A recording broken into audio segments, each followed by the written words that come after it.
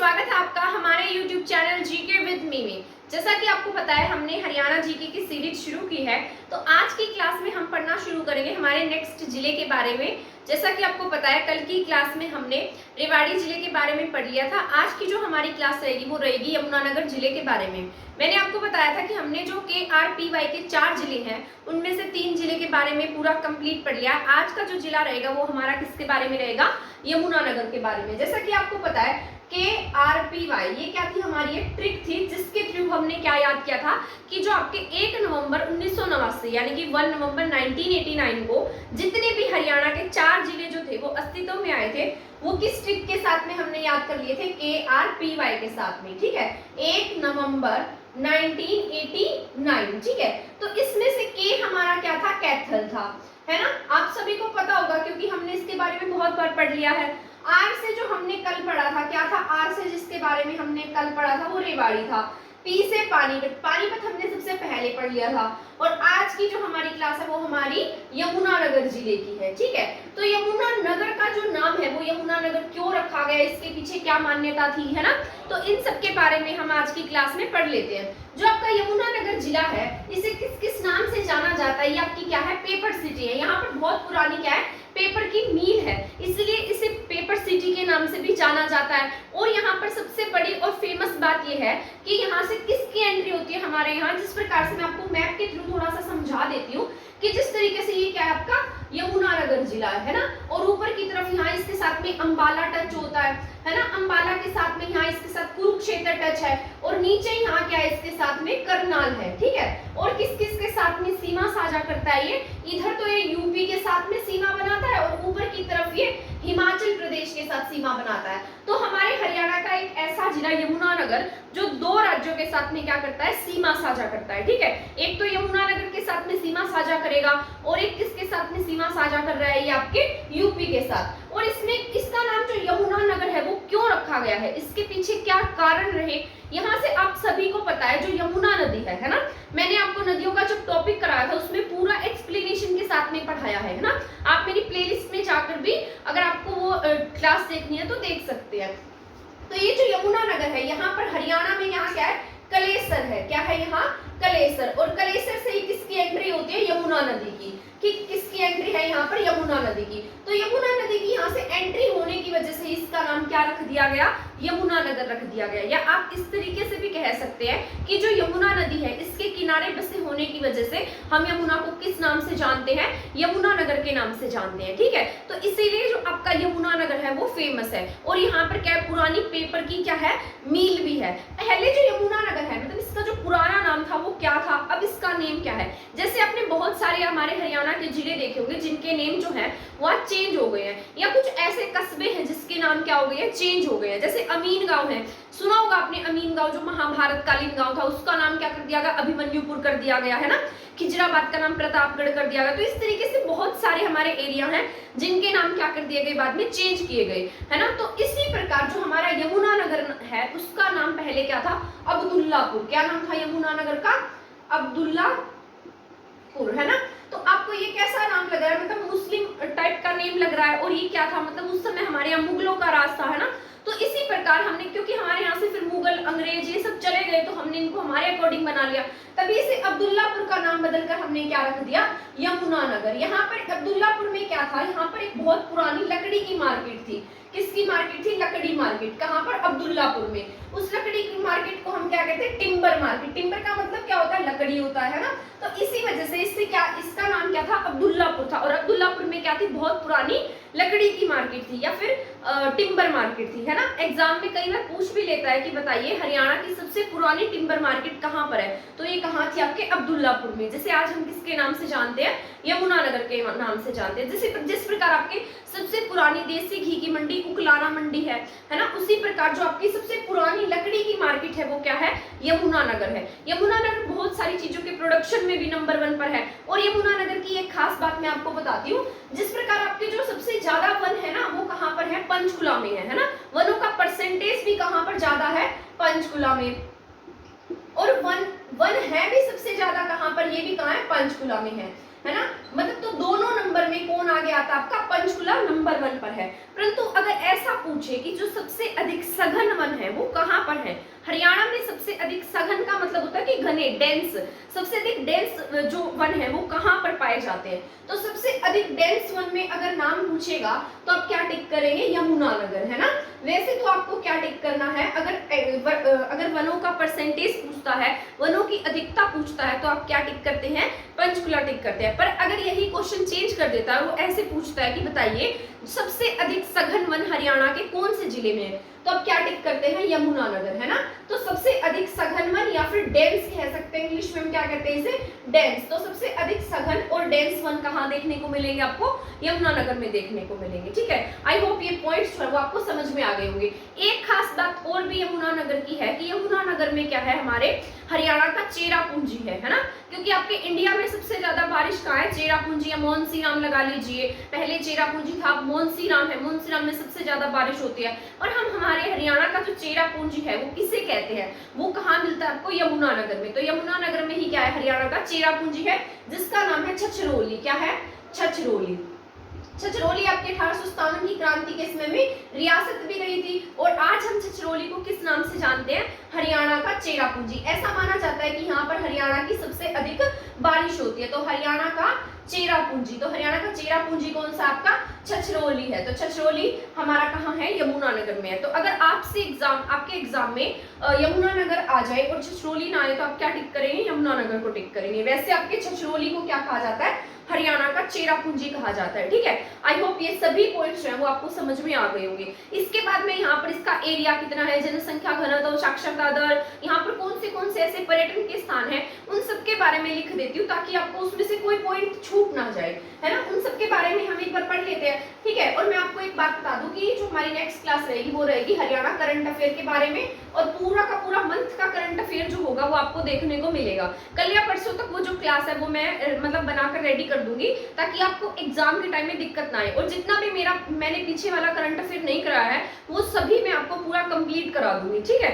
और उसके लिए मैं टेलीग्राम चैनल भी बनाऊंगी जहां पर आपको ये पीडीएफ भी देखने को मिल जाएगा, ठीक है। तो अब हम शुरू करते हैं। हमारा जितना भी मेन पॉइंट्स हैं उनको मैं यहाँ नोट डाउन कर देती हूँ ताकि आपको उसको अच्छे से समझ। मैंने लिखा है कि जो यमुनानगर जिला है, यहाँ की जो लिटरेसी रेट है, यानी कि यहाँ कितने पढ़े लिखे लोग रहते हैं, तो यहाँ का जो लिटरेसी रेट है वो कितना है, 77% है, ठीक है। यहाँ का जो एरिया है, मतलब एरिया भी यहाँ अच्छा खासा है, कितना है, 1768 वर्ग किलोमीटर है। आप यहाँ से अनुमान लगा सकते हैं कि यहाँ का एरिया जो है वो कम नहीं है, मतलब ठीक है यहाँ का एरिया, ठीक है।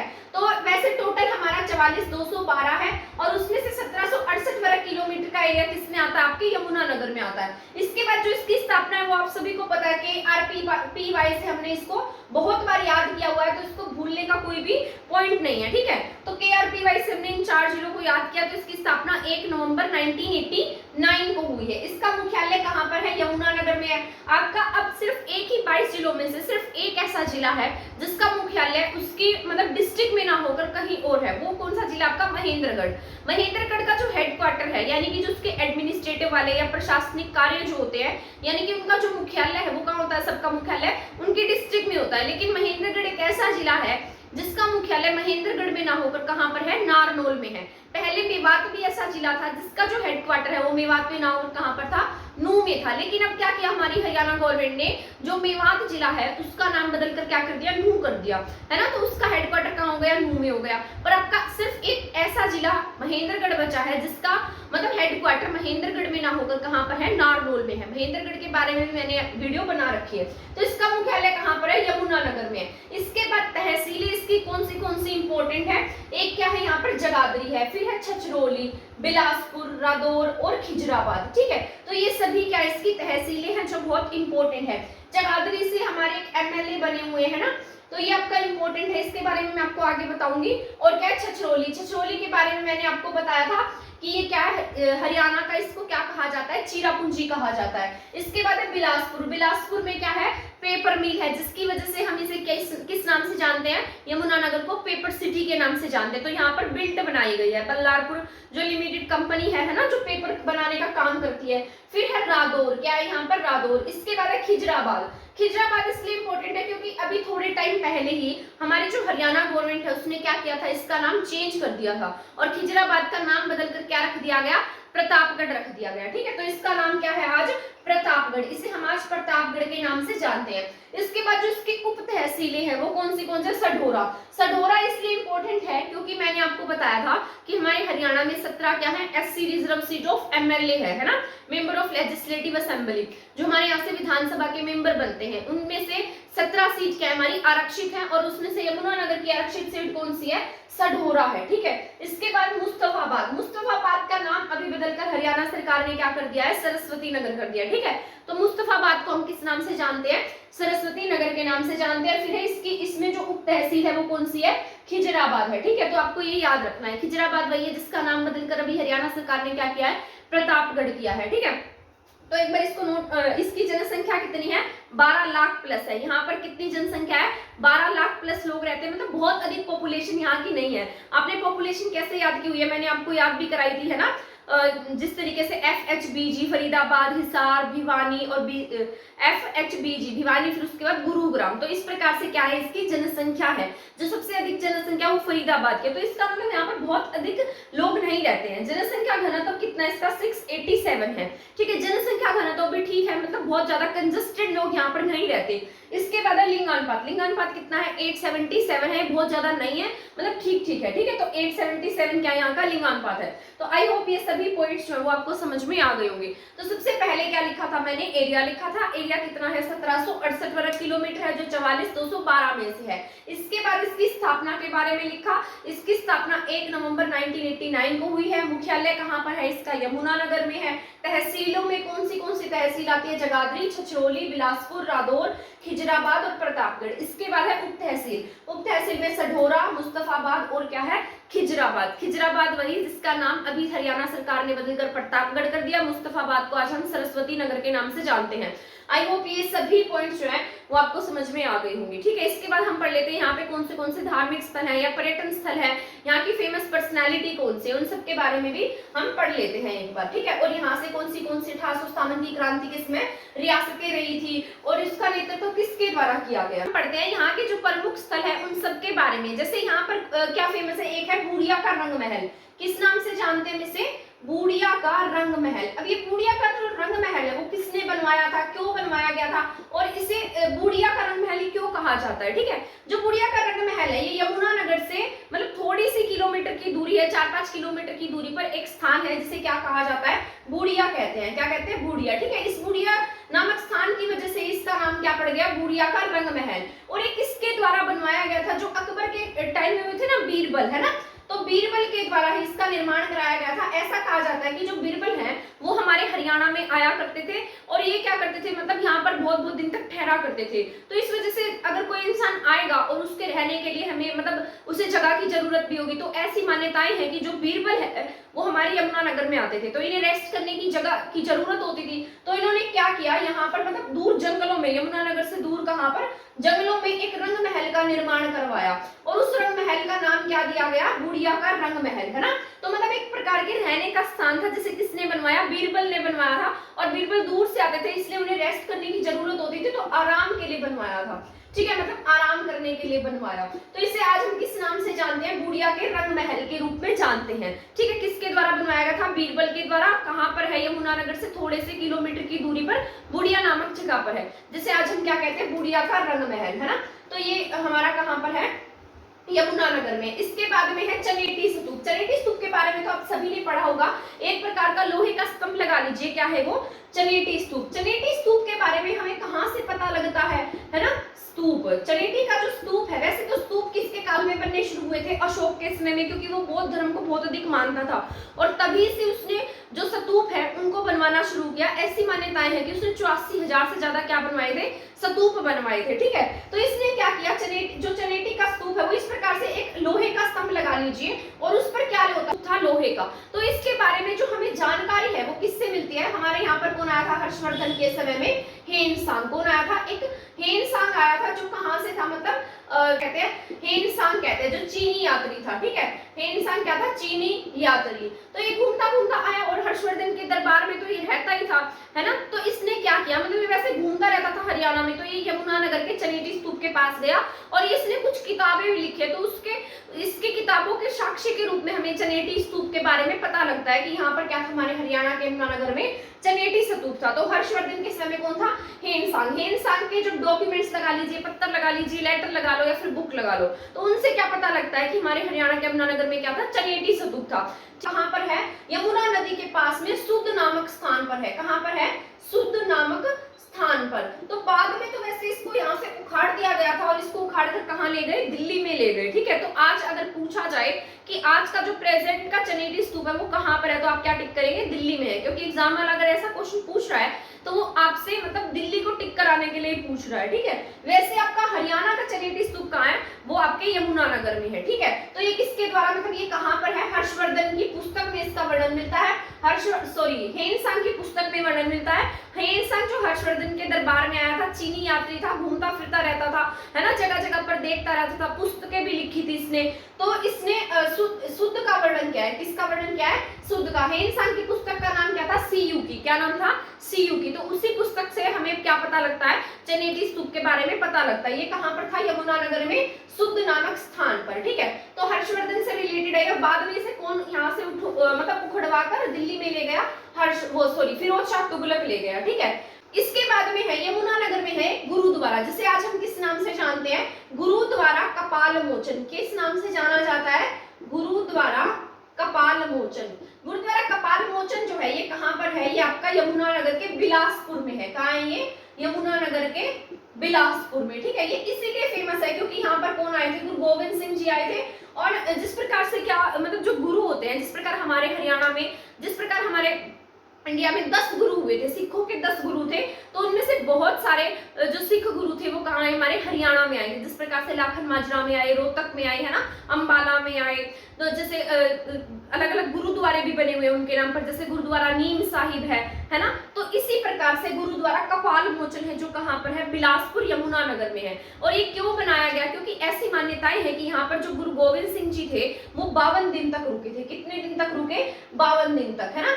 ये सबसे ज्यादा दिन मैंने तो यहीं पर ही नोट किए हैं, क्योंकि कहीं पर ये 13 दिन रुके, कहीं पर 7 दिन, कहीं पर 9 दिन, कहीं 2 दिन, है ना। तो यहाँ पर ऐसी मान्यताएं हैं कि इस गुरुद्वारे में जो गुरु गोविंद सिंह जी थे उन्होंने 52 दिन तक टाइम मतलब स्पेंड किया था, यहाँ रहे थे। और ऐसा माना जाता है कि इन्होंने यहाँ पर क्या धोए थे, यहाँ पर एक तालाब सा बना हुआ था, उस तालाब में इन्होंने जो अपने अस्त्र शस्त्र हैं उनको धोया था, मतलब उनको साफ किया था। किसे, अस्त्र शस्त्र को, क्योंकि अपने साथ में ये कृपाण वगैरह इस तरीके का सामान तो लेकर ही रखते थे, है ना। क्योंकि सिख धर्म का तो यही मतलब वो हमेशा अपने साथ क्या लेकर रखते हैं, कृपाण तो हमेशा ही लेकर रखते हैं ना।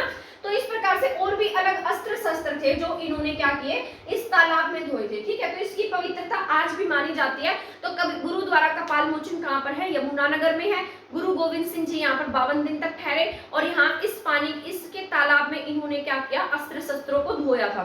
ठीक है, तो आपसे घुमा फिरा कर भी इसमें से क्वेश्चन पूछ सकता है कि बताइए हरियाणा का ऐसा कौन सा गुरुद्वारा है जहां पर सिखों के गुरु 52 दिन तक रुके थे और वहां पर इन्होंने अपने अस्त्र शस्त्रों को धोया था, है ना। तो आप जिसने नहीं पढ़ा होगा उसे तो इसके बारे में कुछ पता ही नहीं होगा, है ना। तो ये कौन सा है, गुरुद्वारा कपाल मोचन है। ये कहाँ पर, आपके यमुनानगर में है। ठीक है, आई होप ये समझ में आ गया होगा आपको। इसके बाद हम नेक्स्ट पॉइंट पढ़ते हैं, आपका बहुत इंपॉर्टेंट है और बहुत बार एग्जाम में भी आया। क्या नाम है इसका, चिट्टा मंदिर लगा लो, चिट्ठा मंदिर लगा लो, है ना, यानी कि व्हाइट मंदिर। चिट्ठा किसको कहते हैं, व्हाइट को कहते हैं ना, तो चिट्टा मंदिर है, ये व्हाइट मंदिर है। ठीक है, वैसे तो आपने कोई भी व्हाइट मंदिर के बारे में नहीं सुना होगा, परंतु हमारा जो व्हाइट मंदिर है, व्हाइट टेम्पल है, चिट्टा मंदिर है, वो कहाँ पर है, यमुनानगर में है। ऐसी मान्यता है कि यहाँ पर जो हनुमान जी है ना, उनकी व्हाइट कलर की प्रतिमा है। किसकी प्रतिमा है, हनुमान जी की व्हाइट प्रतिमा। वैसे तो हनुमान जी की आपको सभी जगह वैसे मतलब ऑरेंज सा कलर नहीं होता, जो तिलक वाला कलर होता है, वैसे कलर की मूर्ति देखने को मिलती है ना।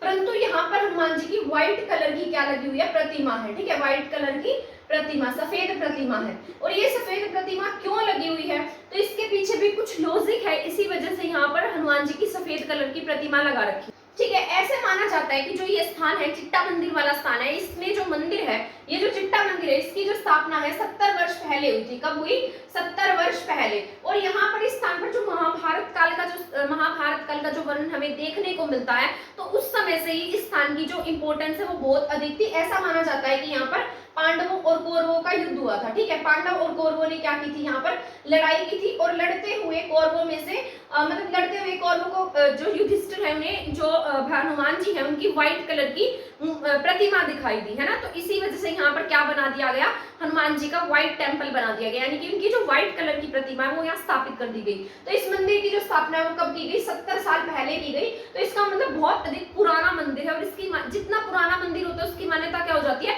बढ़ जाती है। तो चिट्टा मंदिर की मान्यता क्या है, बहुत अधिक है, और ये कहाँ पर है, यमुनानगर में। और किसके लिए है ये, हनुमान जी के लिए, ठीक है। तो हनुमान जी का चिट्टा मंदिर यमुनानगर में है, तो आपको ये पॉइंट भी भूलना नहीं है, ठीक है। इसके बाद मैं आपको बताती हूँ नेक्स्ट पॉइंट, आदि बद्री। आदि बद्री आपका इसलिए फेमस है, यहाँ का एक स्थान है जिसे हम किसके नाम से जानते हैं, आदि बद्री। आदि बद्री जो है वो भी महाभारत काल से प्राचीन स्थान रहा है, इसकी बहुत अधिक मान्यता है। जो आदि बद्री है इससे आपके सरस्वती नदी की क्या होती है, एंट्री होती है आदि बद्री से, ठीक है। आदि बद्री से किसकी एंट्री है, सरस्वती नदी की। सरस्वती नदी की एंट्री यहाँ पर इसलिए है क्योंकि जो सरस्वती नदी है इसका जो वर्णन है वैदिक काल में जो इसका वर्णन है वो बहुत अधिक देखने को मिलता है। वैदिक काल में सबसे पवित्र नदी कौन सी मानी जाती है, सरस्वती नदी मानी जाती है। और इसकी एंट्री हमारे कहाँ से है, हरियाणा के आदि बद्री से। वैसे तो हिमाचल प्रदेश से ओरिजिनेट होती है ये, है ना, से निकलती है सिरमौर जिले से। तो हिमाचल प्रदेश की किससे एंट्री है इसकी, सिरमौर जिले से। तो इसको हमने से याद किया था, जैसे से सरस्वती है और से ही क्या है, सिरमौर है। इसके बाद हमारे हरियाणा के कहां पर एंटर करती है, आदि बद्री में एंटर करती है। तो आदि बद्री की मान्यता सरस्वती नदी की वजह से भी बढ़ गई, और आदि बद्री की मान्यता इसलिए भी बढ़ गई, ऐसा माना जाता है कि जो महाभारत का युद्ध हुआ था उसके बाद में जो महर्षि वेदव्यास थे उन्होंने आदि बद्री के किनारे बैठकर ही क्या किया था, महाभारत की रचना की थी, ठीक है। तो आदि बद्री रचना हुई है महाभारत की, और किसके द्वारा की गई, वेदव्यास जी के द्वारा की गई। तो इस वजह से आदि बद्री की इंपॉर्टेंस क्या हो गई है, बढ़ गई। तो आदि बद्री दो चीजों के लिए फेमस है, सरस्वती नदी के लिए, और दूसरा यहाँ पर महाभारत की रचना वेदव्यास जी के द्वारा इसी के किनारे बैठकर की गई थी, तभी से आदि बद्री को बहुत पवित्र स्थल के रूप में हम जानते हैं, ठीक है। तो ये पॉइंट भी आपका क्लियर हो गया है। इसके बाद मैं आपको नेक्स्ट पॉइंट बताती हूँ, क्या था, ताजेवाला है। जिस प्रकार ताजे, इसके बारे में तो मैंने आपको बहुत बार पढ़ा रखा है, जो नदियों का टॉपिक उसमें मैंने कंप्लीट पढ़ाया हुआ है पूरा डिटेल के साथ में, ताजेवाला के बारे में भी और हथिनी कुंड के बारे में भी। तो आप वहां से मेरी क्लास देख सकते हैं। वैसे मैं आपको बस थोड़ा सा बता देती हूँ कि जो ताजेवाला है ये क्या है और हथिनी कुंड क्या है, ठीक है। पहले जो आपका ताजेवाला कॉम्प्लेक्स था वो कहाँ हुआ करता था, हमारे हरियाणा के यमुनानगर में था। वैसे है तो आज भी ये, परंतु आज कैसा है, जर्जर अवस्था में है, टूटा हुआ है, आज इसका कोई भी यूज नहीं है। परंतु हथिनी कुंड जो है वो किसके रिप्लेसमेंट में लाया गया है, ताजेवाला को रिप्लेस करके क्या लाया हमने, हथिनी कुंड बैराज लाया। तो आज हम इसे किस नाम से जानते हैं, हथिनी कुंड के नाम से। मतलब ऐसा नहीं है कि इसको तोड़कर इसे बनाया गया है, इसकी जगह पर नया क्या बना दिया गया, हथिनी कुंड बैराज बना दिया गया, क्योंकि इतना मतलब जर्जर हो गया था। इससे 2-3 किलोमीटर की दूरी पर ही होगा ये, क्या नाम है इसका, हथिनी कुंड, ठीक है। तो हथिनी कुंड आपका आज बहुत फेमस है, पर्यटन की दृष्टि से भी बहुत सुंदर स्थान है। यहाँ पर लोग क्या करते हैं, घूमने जाते हैं। तो पश्चिमी यहाँ पर कौन सी नदी है, यमुना नदी है ना, जिसे हम किस नाम से जानते हैं, सूर्य की पुत्री, यम की बहन, शनि की बहन के नाम से भी जानते हैं इसे, है ना। तो अलग अलग नामों से, सदा नीरा, क्योंकि बरसाती नहीं है, इसमें हमेशा पानी रहता है, तो इसे अलग अलग नामों से जाना जाता है यमुना नदी को। यमुनानगर के कलेसर से इसकी एंट्री होती है, और यहाँ पर इसी के ऊपर ही क्या बनाए गए हैं, बैराज बनाया गया, जिसे हथिनी कुंड बैराज के रूप में हम जानते हैं। पहले क्या था, ताजेवाला था, और इसी से सबसे पुरानी नहर निकाली गई है जिसका नाम क्या है, जिसे पश्चिमी यमुना नहर के नाम से जानते हैं। किसके नाम से, पश्चिमी यमुना नहर। तो इसके बारे में भी मैंने कंप्लीट पढ़ा रखा है, यहाँ पर मैं इसके बारे में नहीं बताऊंगी। अगर आपको देखना है तो नदी और नहरों वाला टॉपिक देख सकते हैं, वहाँ पूरा कंप्लीट आपको इसके बारे में डिटेल से देखने को मिल जाएगा। जो ये ताजेवाला और हथिनी कुंड बैराज है, ये नहरों के टॉपिक में मैंने इसको पढ़ाया, ठीक है।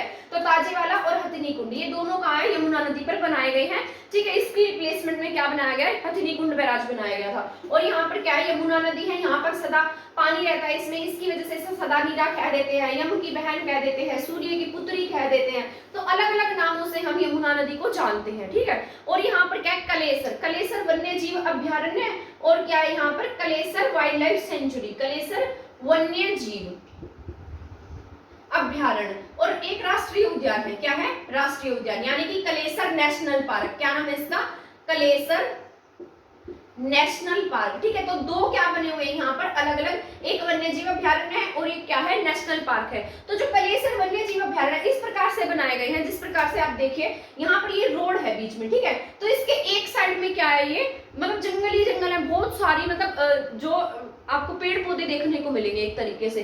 और इस तरीके से इसी प्रकार यहाँ पर है, तो यहाँ पर पेड़ पौधे, इधर भी बहुत सारे बड़े बड़े पेड़ हैं, है ना, घने जंगल है, जंगल लगा लीजिए एक किस्म के आप, क्योंकि बहुत अधिक मात्रा में यहाँ पर वन लगे हुए हैं। जब आप जाएंगे तो आप देखेंगे कि यहाँ पर हमारे जो हमारा एरिया है ना, यहाँ पर बहुत मतलब इतने बड़े बड़े पेड़ नहीं है, इस साइड में जो पेड़ों की जो लेंथ है ना वो भी बहुत ज्यादा है, ठीक है। तो इस तरफ क्या है, एक साइड में आप लगा लीजिए क्या है, कलेसर वन्य जीव अभ्यारण्य है, और दूसरी पशुओं का जाना, मतलब जिस प्रकार से हमारा जाना क्या है, वर्जित है, तो हम यहाँ पर नहीं जा सकते। तो कलेसर नेशनल पार्क जो है, ये दोनों बनाए गए थे और ये जीव जंतुओं की सुरक्षा के उद्देश्य से बनाए गए थे, ठीक है। तो सबसे बड़ी जो नेशनल पार्क है वो कौन सी, हमारी कलेसर नेशनल पार्क है, हरियाणा की सबसे बड़ी नेशनल पार्क है, ठीक है। वन्य जीव अभ्यारण्य कलेसर का बड़ा नहीं है, वन्य जीव अभ्यारण्य बड़ा है अबूर शहर का, जो कहाँ पर पड़ता है, सिरसा में है। सब तरीके से है, कलेसर वन्य जीव अभ्यारण्य बड़ा नहीं है, Kalesar wild life national park बड़ा है, ठीक है। तो ये राष्ट्रीय उद्यान बड़ा है, वन्य जीव अभ्यारण्य बड़ा नहीं है। मिलते हैं भौंकने वाले हिरण और साल के पेड़ों की अधिकता है, यहाँ किसकी अधिकता है, साल के पेड़ों की। तो सबसे अधिक साल के पेड़ कहाँ मिलते हैं आपको, कलेसर में या यमुनानगर में। तो आपके एग्जाम में बहुत बार ये क्वेश्चन भी आया है कि बताइए जो कलेसर है वो कौन से पेड़ों की अधिकता के लिए फेमस है, तो साल के पेड़ों की अधिकता के लिए क्या फेमस है, आपका कलेसर वन्य जीव अभ्यारण्य फेमस है, ठीक है। यहाँ पर साल के पेड़ ज्यादा पाए जाते हैं, भौंकने वाले हिरण है, ठीक है, जंगली मुर्गा है, यहाँ पर क्या है, जंगली मुर्गा, धब्बेदार बिल्ली है, ठीक है, मतलब बहुत बड़े स्पॉट वाली क्या है, यहाँ पर बिल्ली देखने को मिलेगी, क्या है, धब्बेदार बिल्ली, ठीक। तो अलग अलग प्रकार के क्या मिलते हैं यहाँ। फेमस बात यहाँ की ये है कि यहाँ इसी कलेसर के पास में क्या है, कलेश्वर महादेव मठ है, क्या है, कलेश्वर महादेव मठ। ये जो महादेव का मठ है ना, ये ऐसा माना जाता है कि हमारे इंडिया में टोटल कितने मठ हैं, 12 मठ हैं। उन 12 मठों में से आपका जो एक मठ है ना, वो कहाँ पर है, आपके कलेसर में है। कलेसर कहाँ है, यमुनानगर में, कलेसर के पास में है, ठीक है। जहाँ हथिनी कुंड कॉम्प्लेक्स बना हुआ है ना, उसी के पास में महादेव का मंदिर है और वहीं पर प्रतिमा लगी हुई है। मैंने मतलब गूगल पर देखा था, तो मैंने यहाँ पर देखा था कि एक पेड़ सा उसके नीचे बहुत बड़ी प्रतिमा लगाई गई। तो इस प्रकार बहुत सुंदर है, पर्यटन की दृष्टि से भी आप घूमने भी वहां पर जा सकते हैं, ठीक है। तो ये सभी जो स्थान है एक दूसरे के आसपास ही आपको ये देखने को मिल जाते हैं। तो कलेश्वर महादेव मठ कहाँ पर है, ये आपका, ये 12 मठों में से एक है और महादेव का ये मंदिर है। ऐसा माना जाता है कि यहाँ पर रावण जो है उसने भी यहाँ पर भगवान शिव की क्या की थी, प्रतिज्ञा की थी, यानी कि पूजा की थी। तो 12 मठों में से क्या है, एक मठ जो है वो हमारे हरियाणा के यमुनानगर में है, ठीक है। तो यहाँ पर क्या क्या फेमस है, कलेसर वन्य जीव अभ्यारण्य है, कलेसर नेशनल पार्क है। नेशनल पार्क के टॉपिक में मैंने इसको पूरा डिटेल के साथ में पढ़ाया हुआ है, ठीक है। भौंकने वाले हिरण, साल के पेड़ों की अधिकता है, ठीक है। और धब्बेदार यानी कि चितकबरी कह लीजिए, धब्बेदार बिल्ली, ठीक है, डॉट वाली बिल्ली है यहाँ पर, और क्या है, साल के पेड़ों की अधिकता है, जंगली मुर्गा है। तो इस प्रकार से अलग अलग चीजें हमें यमुनानगर में देखने को मिलती है, ठीक है। आई होप ये जितने भी पॉइंट्स हैं वो आपको समझ में आ गए होंगे। कुंड है जिसे किस नाम से जानते हैं, सूर्य कुंड। आपने सूरज कुंड के बारे में तो सुना होगा, सूरज कुंड अलग है और सूर्य कुंड क्या माना अलग है ना।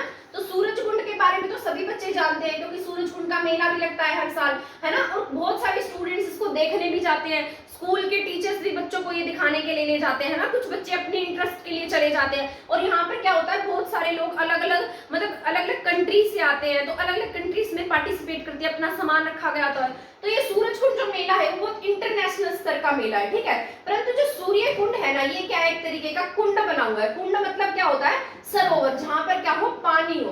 तो सूर्य कुंड, यहाँ पर ऐसा माना जाता है कि जो सूर्य ग्रहण है इसका मेला भी लगता है सूर्य कुंड में। और यहाँ पर प्राचीन मान्यताएं हैं, ऐसा माना जाता है कि जो स्त्री है, मतलब जिसको जो बांझपन है या फिर जिसको बेबी नहीं है, वो यहाँ पर अगर नहा लेती है तो यहाँ क्या हो जाता है, उनको पुत्र की प्राप्ति होती है। ऐसी मान्यताएं हैं किसकी, सूर्य कुंड की। परंतु सूरज कुंड इससे अलग है। सूरज कुंड क्या है, इंटरनेशनल स्तर का है, यहाँ मेला लगता है। तो इन दोनों में आपको कंफ्यूज नहीं होना है, ठीक है। सूर्य कुंड कहाँ है, यमुनानगर में है, परंतु जो सूरज कुंड है ना वो कहाँ पर है, आपके फरीदाबाद में है। तो ये दोनों पॉइंट आपको याद रखने हैं, ठीक है। तो इस तरीके से आप रिलेट करके पढ़ेंगे तो आप इनको भूलेंगे भी नहीं, ठीक है। वैसे अगर आप इनको रटेंगे तो आप इनको भूल जाएंगे, क्योंकि सूर्य कुंड सूरज कुंड एक जैसा ही लगता है देखने में, है ना। क्योंकि प्रायवाची शब्द में तो ये एक समान है। एक स्थान और फेमस है जिसे हम किस नाम से जानते हैं, बन संतोर। क्या कहते हैं जिसे हम, बन संतोर। बन संतोर आपका इसलिए फेमस है, ये कहाँ पर है, यमुनानगर में है। कहाँ है ये, यमुनानगर में, ठीक है। तो ये जो बन संतोर है ये आपका इसलिए फेमस है क्योंकि यहाँ पर क्या बनाया गया, हाथी पुनर्वास केंद्र है। क्या है यहाँ पर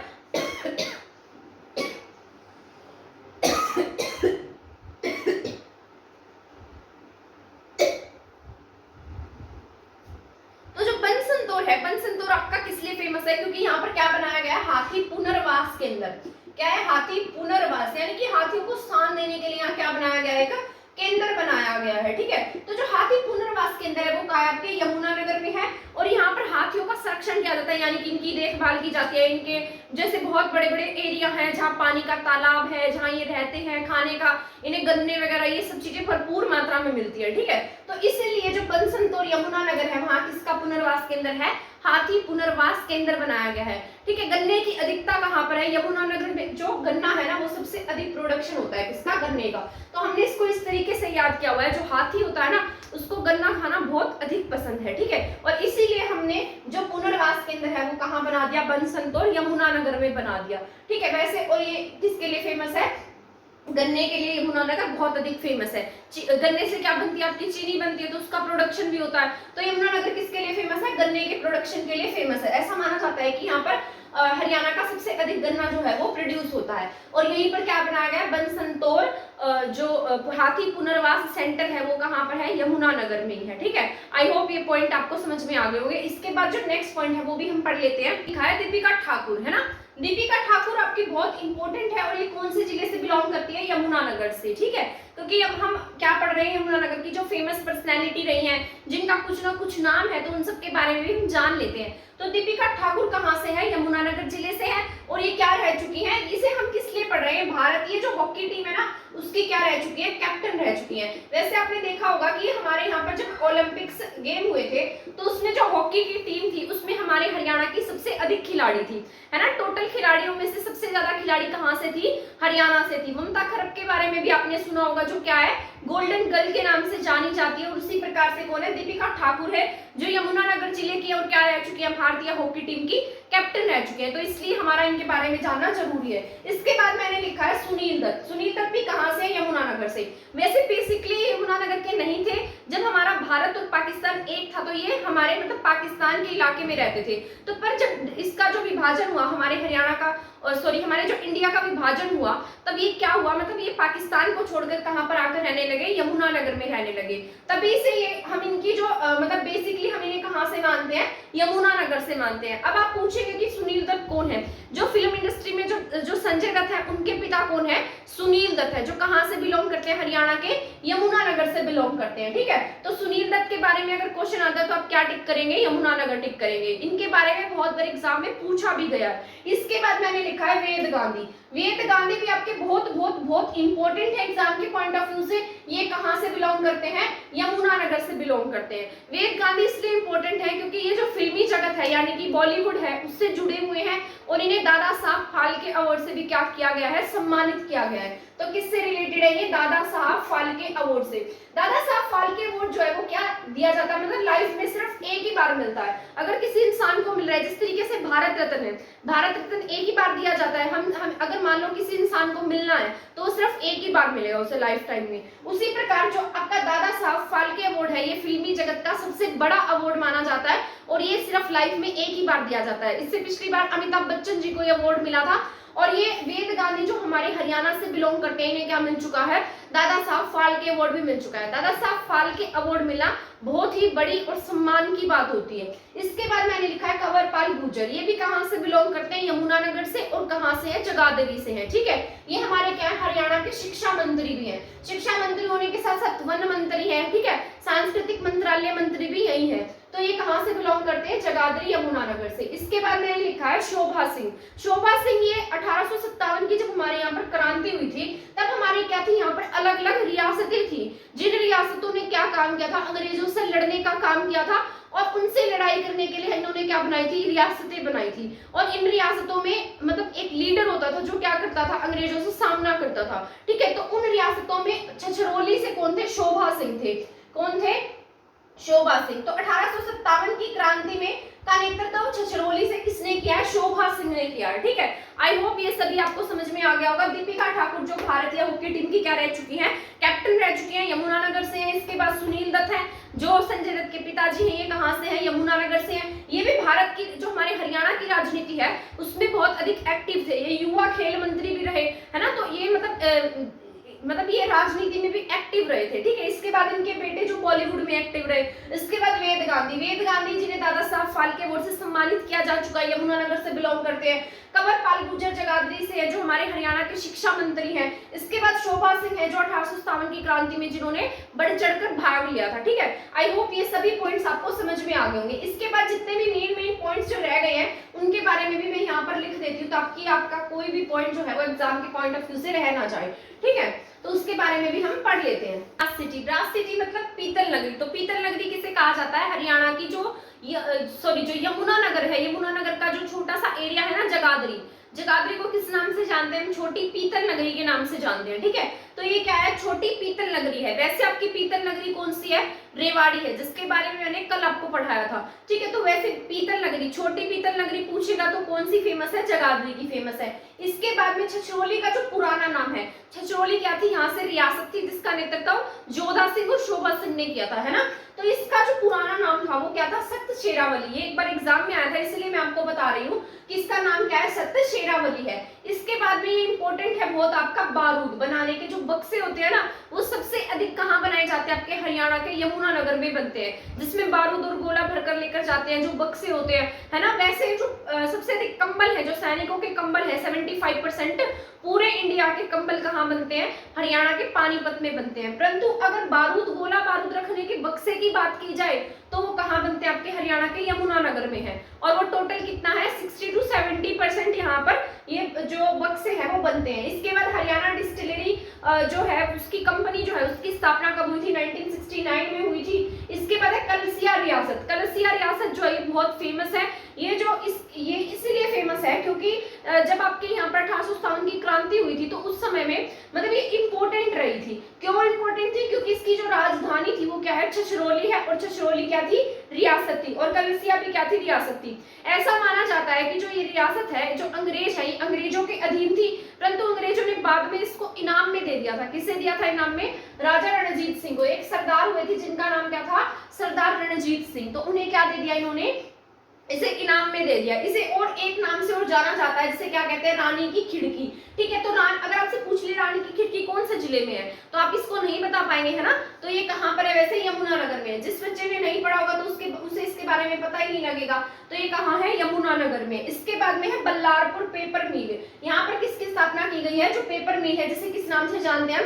बिल्ट। क्या है? बिल्ट, ठीक है। पुराना यहाँ पे ये पहले कहाँ थी? अब्दुल्लापुर में। जैसे हरियाणा में टिम्बर मार्केट थी, मतलब यमुनानगर की टिम्बर मार्केट भी कहाँ पर थी? अब्दुल्लापुर में थी। इसके बाद है Saraswati sugar mill. Sugar mill आपकी बहुत इंपॉर्टेंट है।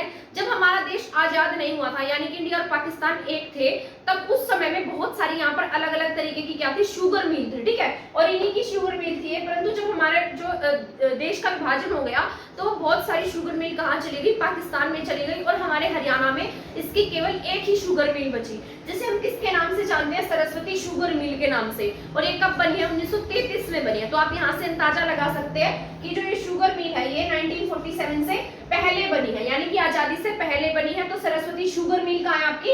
ये है आपकी हरियाणा के यमुनानगर में। केवल एक ही सरस्वती शुगर मिल बची है अब हमारे कहाँ है? हरियाणा के यमुनानगर में। और सबसे पुरानी शुगर मिल भी इसे ही कहा जाता है, ठीक है। गन्ने के प्रोडक्शन में यमुनानगर सबसे नंबर 1 पर है। हल्दी के प्रोडक्शन में भी यमुनानगर सबसे नंबर 1 पर आता है, ठीक है। इसके बाद में भारत स्टार्च लिमिटेड, तो इसकी स्थापना ये भी कहाँ पर है? यमुनानगर में ही बनाया गया है। मैंने आपको बताया था कि हमारे हरियाणा के यमुनानगर में एक तो यमुना नदी बहती है ना, और दूसरी कौन सी है? सरस्वती। सरस्वती नदी प्राचीन मान्यताओं के अनुसार से बहुत अधिक प्रसिद्ध और मतलब साफ सुथरी नदी रही है, या फिर पवित्र नदी रही है, पूजनीय नदी रही है, ठीक है। तो उस नदी के जो चैनल थे ना, यानी कि ऐसा माना जाता है कि जो सरस्वती नदी है पूरी तरह से लुप्त हो गई है। कुछ लोग ऐसा कहते हैं कि जो घग्गर नदी है वही क्या है? आज सरस्वती नदी है, ठीक है। परंतु जो सरस्वती नदी के चैनल है ये कहाँ पर मिले हैं? ये आपके मिले हैं मुगलावाली गांव यमुनानगर में। इसके पीछे किसका हाथ था? दर्शन सिंह जैन का, जो एक सामाजिक कार्यकर्ता थे, यानी कि समाज के लिए काम करते थे। इन्होंने बहुत अधिक रिसर्च की इस पर, और ऐसा माना जाता है कि कहीं कहीं पर जहां खुदाई कराई थी वहां पानी मिला, और ऐसा माना गया कि ये सरस्वती नदी का ही चैनल है, यानी कि सरस्वती नदी ही है, ठीक है। तो दर्शन लाल जैन ने सरस्वती नदी के लिए बहुत अधिक काम किया, तो इसके लिए एक बोर्ड का गठन किया गया, जिसे क्या नाम दिया गया, हरियाणा सरस्वती बोर्ड। ठीक है, तो सरस्वती जो विकास बोर्ड, इसके जो अध्यक्ष होंगे वो कौन होते हैं, हमारे हरियाणा के सीएम है। परंतु जो इसके उपाध्यक्ष है उनका नाम क्या है, धूमन सिंह किरमिच। तो इसके उपाध्यक्ष का नाम क्या है, यहाँ मैं लिख देती हूँ धूमन सिंह किरमिच। ठीक है, तो इस ऐसा भी आपसे पूछा जा सकता है कि हरियाणा सरस्वती विकास बोर्ड के उपाध्यक्ष कौन है, धूमन सिंह किरमिच, क्योंकि अध्यक्ष के बारे में तो सभी बच्चे रट कर जाएंगे। सभी को पता है कि हमारे हरियाणा के सीएम जो है वो क्या है, सरस्वती विकास बोर्ड के अध्यक्ष हैं। उसी तरीके से जितने भी हमारे यहाँ बड़े बड़े मंदिर हैं उनके लिए जो बोर्ड का गठन किया गया है उनके अध्यक्ष भी कौन होते हैं, हमारे हरियाणा के सीएम है। तो उन सबको बच्चे क्या करेंगे, रट लेंगे। परंतु इसके जो उपाध्यक्ष है वो कौन है, धूमन सिंह किरमिच है। ये मैं इसलिए पढ़ा रही हूँ क्योंकि पिछले जो क्वेश्चन थे ना हरियाणा करंट अफेयर के, उनमें इनका नाम बहुत अधिक रहा था। ठीक है, इसके बाद है Yamuna gases. Yamuna gases limited की जो स्थापना है वो कहाँ कब की गई, 1973 में, और कहाँ पर हुई है, ये हुई है आपके यमुनानगर में। इसके बाद में है पंचमुखी हनुमान मंदिर। तो पंचमुखी हनुमान मंदिर, हनुमान जी की 5 मुंह वाला जो प्रतिमा है वो भी कहाँ पर है, यमुनानगर में है। इसके बाद है दस्तूर का कुआं। क्या है ये, दस्तूर का कुआं। ठीक है, इसको आप इसी तरीके से याद कर लीजिएगा, ये भी कहाँ है, यमुनानगर में है।